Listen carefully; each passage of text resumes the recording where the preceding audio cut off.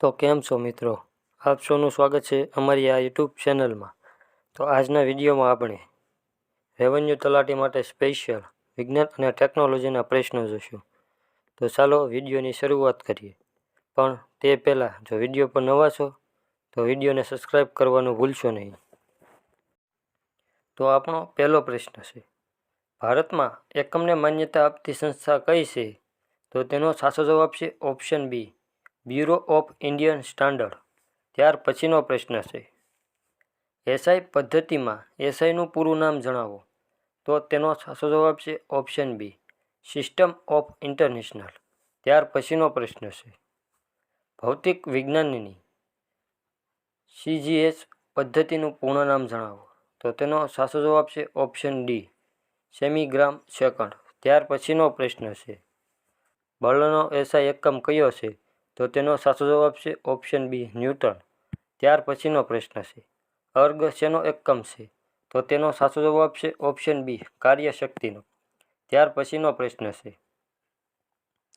કયા ભારતીય ગણિતશાસ્ત્રીએ વૈજ્ઞાનિક સંખ્યા માટેનો સિદ્ધાંત આપ્યો?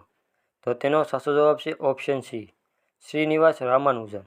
ત્યાર પછીનો પ્રશ્ન છે, એક નોટિકલ માઇલ બરાબર ખાલી જગ્યા કિલોમીટર થાય. તો તેનો સાચો જવાબ છે ઓપ્શન બી, 1.85 કિલોમીટર. ત્યાર પછીનો પ્રશ્ન છે, વિદ્યુત ધારા માટેનો એસઆઈ એકમ કયો છે? તો તેનો સાચો જવાબ છે ઓપ્શન એ, એમ્પિયર. ત્યાર પછીનો પ્રશ્ન છે, હર્ટ્ઝ શેનો એકમ છે? તો તેનો સાચો જવાબ છે ઓપ્શન એ, આવૃત્તિનો. ત્યાર પછીનો પ્રશ્ન છે, દબાણનો એસઆઈ એકમ કયો છે? તો તેનો સાચો જવાબ છે ઓપ્શન ડી, પાસ્કલ. ત્યાર પછીનો પ્રશ્ન છે, પ્રકાશના તરંગો કયા માધ્યમમાંથી પસાર થઈ શકે છે? તો તેનો સાચો જવાબ છે ઓપ્શન ડી, ઉપરોક્ત તમામ, એટલે કે પાણી, હવા, શૂન્ય અવકાશમાંથી પસાર થઈ શકે છે. ત્યાર પછીનો પ્રશ્ન છે, વિદ્યુત ચુંબકીય તરંગોની અવધારણા કયા વૈજ્ઞાનિકે આપી હતી? તો તેનો સાચો જવાબ છે ઓપ્શન એ, જેમ્સ મેક્સવેલે આપી હતી. ત્યાર પછીનો પ્રશ્ન છે, તરંગ લંબાઈ દર્શાવવા માટે કયો એકમ વપરાય છે? તો તેનો સાચો જવાબ છે ઓપ્શન સી, લીમડા. ત્યાર પછીનો પ્રશ્ન છે, બેક્ટેરિયાનો નાશ કરવા માટે કયા કિરણોનો ઉપયોગ કરવામાં આવે છે? તો તેનો સાચો જવાબ છે ઓપ્શન બી, અલ્ટ્રાવાયોલેટ કિરણો દ્વારા બેક્ટેરિયાનો નાશ કરવામાં આવે છે. ત્યાર પછીનો પ્રશ્ન છે, કયા માધ્યમમાં ધ્વનિ તરંગોનો વેગ સૌથી વધુ હોય છે? તો તેનો સાચો જવાબ છે ઓપ્શન ડી, ધન તરંગોમાં. ત્યાર પછીનો પ્રશ્ન છે, તરંગ લંબાઈ માપવા માટે કયા એકમનો ઉપયોગ થાય છે? તો તેનો સાચો જવાબ છે ઓપ્શન સી, એંગસ્ટ્રોમ. ત્યાર પછીનો પ્રશ્ન છે, તરંગના એક દોલનને પૂર્ણ કરવા માટે લાગતા સમયને શું કહે છે? તો તેનો સાચો જવાબ છે ઓપ્શન સી, આવર્તકાળ કહે છે. ત્યાર પછીનો પ્રશ્ન છે, માધ્યમના તાપમાનમાં વધારો થતાં ધ્વનિનો વેગ કયો ફેરફાર થાય છે? તો તેનો સાચો જવાબ છે ઓપ્શન સી, વધારો થાય છે. ત્યાર પછીનો પ્રશ્ન છે, હવામાં ધ્વનિનો વેગ કેટલો હોય છે? તો તેનો સાચો જવાબ છે ઓપ્શન સી, 343 મીટર પ્રતિ સેકન્ડ. ત્યાર પછીનો પ્રશ્ન છે, પડઘો સંભળાવો એ ધ્વનિની કઈ ઘટના દ્વારા શક્ય બને છે? તો તેનો સાચો જવાબ છે ઓપ્શન સી, ધ્વનિના પરાવર્તનને કારણે. ત્યાર પછીનો પ્રશ્ન છે, નિમ્નલિખિતમાંથી કયો શબ્દ ધ્વનિ તરંગ સાથે સંબંધિત નથી? તો તેનો સાચો જવાબ છે ઓપ્શન સી, કેન્ડેલા. બાકીના 3 ધ્વનિ તરંગ માટે સંબંધિત છે. ત્યાર પછીનો પ્રશ્ન છે, નિમ્નલિખિતમાંથી કઈ મૂળ રાશિ છે? તો તેનો સાચો જવાબ છે ઓપ્શન ડી, સમય. ત્યાર પછીનો પ્રશ્ન છે, 1 કિલોવોટ કલાક બરાબર ખાલી જગ્યા જૂલ થાય.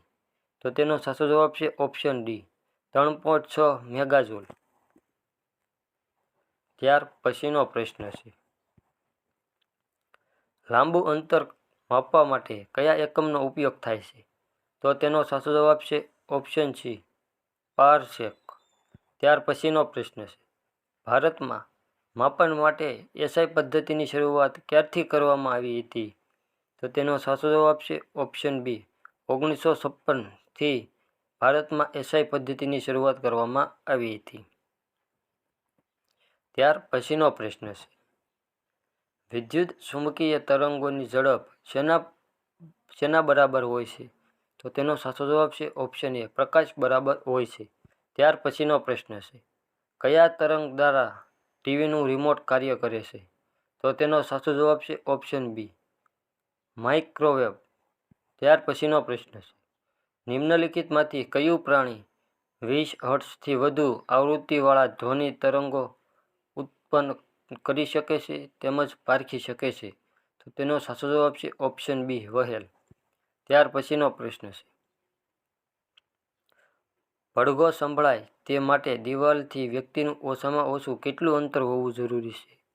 તો તેનો સાચો જવાબ છે ઓપ્શન બી, 17 મીટર. ત્યાર પછીનો પ્રશ્ન છે, પરાશ્રાવ્ય ધ્વનિનો ઓછામાં ઓછી આવૃત્તિ કેટલી હોય છે? તો તેનો સાચો જવાબ છે ઓપ્શન ડી, 20,000 હર્ટ્ઝ. ત્યાર પછીનો પ્રશ્ન છે, પારદર્શક માધ્યમમાં કયા રંગના પ્રકાશનું મહત્વ વિચલન થાય છે? તો તેનો સાચો જવાબ છે ઓપ્શન બી, જાંબલી રંગનું. ત્યાર પછીનો પ્રશ્ન છે, કેલિડોસ્કોપમાં 3 અરીસા કેટલા અંશના ખૂણે મૂકેલા હોય છે? તો તેનો સાચો જવાબ છે ઓપ્શન બી, 60 ડિગ્રી. ત્યાર પછીનો પ્રશ્ન છે, પ્રકાશને સૂર્યથી પૃથ્વી પર આવતા કેટલો સમય લાગે છે? તો તેનો સાચો જવાબ છે ઓપ્શન સી, 499 સેકન્ડ લાગે છે. ત્યાર પછીનો પ્રશ્ન છે, પ્રકાશની ગતિ કોની અંદર ન્યૂનતમ હોય છે? એટલે તો તેનો સાચો જવાબ છે ઓપ્શન સી, કાચ. ત્યાર પછીનો પ્રશ્ન છે, બે સમાંતર અરીસા વચ્ચે મૂકેલા પદાર્થના કેટલા પ્રતિબિંબો મળે છે? તો તેનો સાચો જવાબ છે ઓપ્શન બી, અસંખ્ય પ્રતિબિંબો મળે છે. ત્યાર પછીનો પ્રશ્ન છે, નિમ્નલિખિતમાંથી કોનો વક્રીભવન સૌથી ઓછો છે? તો તેનો સાચો જવાબ છે ઓપ્શન સી, હવાનો. ત્યાર પછીનો પ્રશ્ન છે, પ્રિઝમમાંથી પસાર થતી વખતે પ્રકાશનું તેના ઘટક રંગોમાં છૂટા પડવાની ઘટનાને શું કહેવામાં આવે છે? તો તેનો સાચો જવાબ છે ઓપ્શન ડી, પ્રકાશનું વિભાજન. ત્યાર પછીનો પ્રશ્ન છે, પ્રિઝમની કુલ કેટલી સપાટીઓ હોય છે? તો તેનો સાચો જવાબ છે ઓપ્શન સી, 5.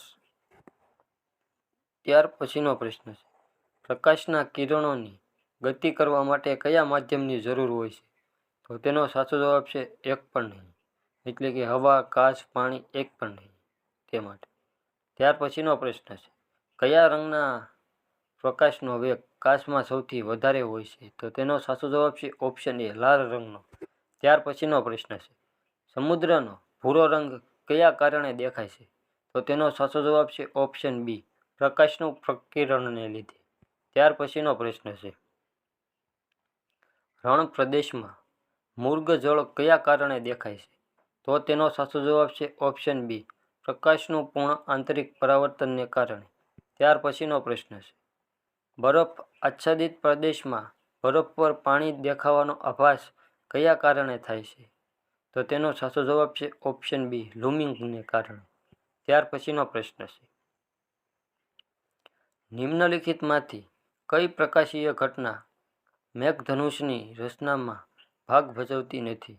તો તેનો સાચો જવાબ છે ઓપ્શન એ, પ્રકાશનું પૂર્ણ આંતરિક પરાવર્તન. ત્યાર પછીનો પ્રશ્ન છે, મેઘધનુષ સવારના સમયે કઈ દિશામાં જોવા મળે છે? તો તેનો સાચો જવાબ છે ઓપ્શન ડી, પશ્ચિમ. ત્યાર પછીનો પ્રશ્ન છે, નિમ્નલિખિતમાંથી કયા પદાર્થમાં પ્રકાશનો વક્રીભવનાંક સૌથી ઓછો હોય છે? તો તેનો સાચો જવાબ છે ઓપ્શન સી, બરફમાં. ત્યાર પછીનો પ્રશ્ન છે, પ્રકાશનું કિરણ 7 રંગનું બનેલું છે કયા ભારતીય વૈજ્ઞાનિક દ્વારા શોધવામાં આવ્યું હતું? તો તેનો સાચો જવાબ છે ઓપ્શન એ, સીવી રામન દ્વારા. ત્યાર પછીનો પ્રશ્ન છે, જ્યારે વાતાવરણના કણો પર પ્રકાશ પડે છે ત્યારે પ્રકાશના વિકિરણની ઘટનાને લીધે પ્રકાશનું કિરણપુંજ દૃશ્યમાન બને છે. આ ઘટના શું કહે? તો તેનો સાચો જવાબ છે ઓપ્શન સી, ટિન્ડલ અસર કહે છે.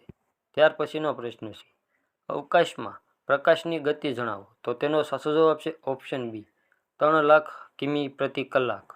ત્યાર પછીનો પ્રશ્ન છે, એક વાતાવરણ બરાબર ખાલી જગ્યા. તો તેનો સાચો જવાબ છે આપેલા તમામ, એટલે કે 76 સેમી થાય, 1 બાર થાય, અથવા તો 760 મીમી થાય.